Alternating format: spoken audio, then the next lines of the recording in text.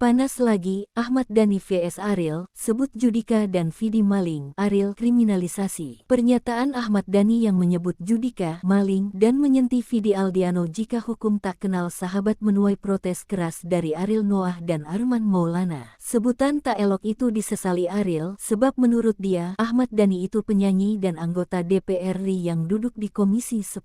Menaungi kebudayaan dan kreatif, seharusnya bisa membela penyanyi. Gue bingungnya gini, Mas Dhani kan DPR RI di Komisi 10.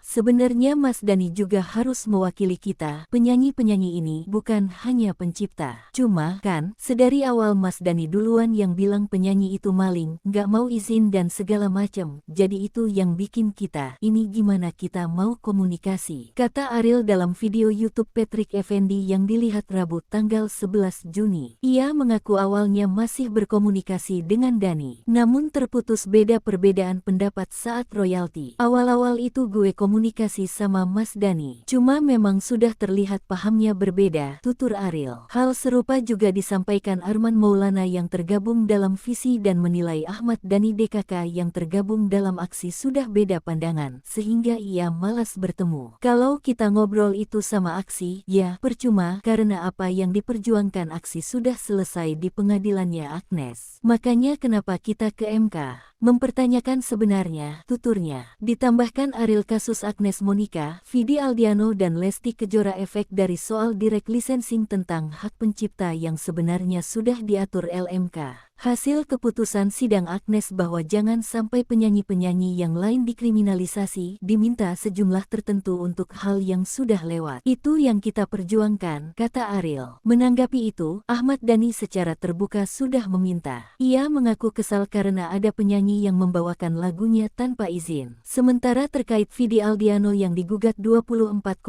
miliar rupiah oleh Kinan Nasution dan Rudy Pekerti, Dhani menilai hukum tidak mengenal sahabat. Kalau yang selama saya tahu, undang-undang itu bunyinya, per satu pelanggaran itu dendanya 500 juta rupiah. Nah, kalau pelanggarannya ada berapa, ya dikali saja, ujar Ahmad Dhani.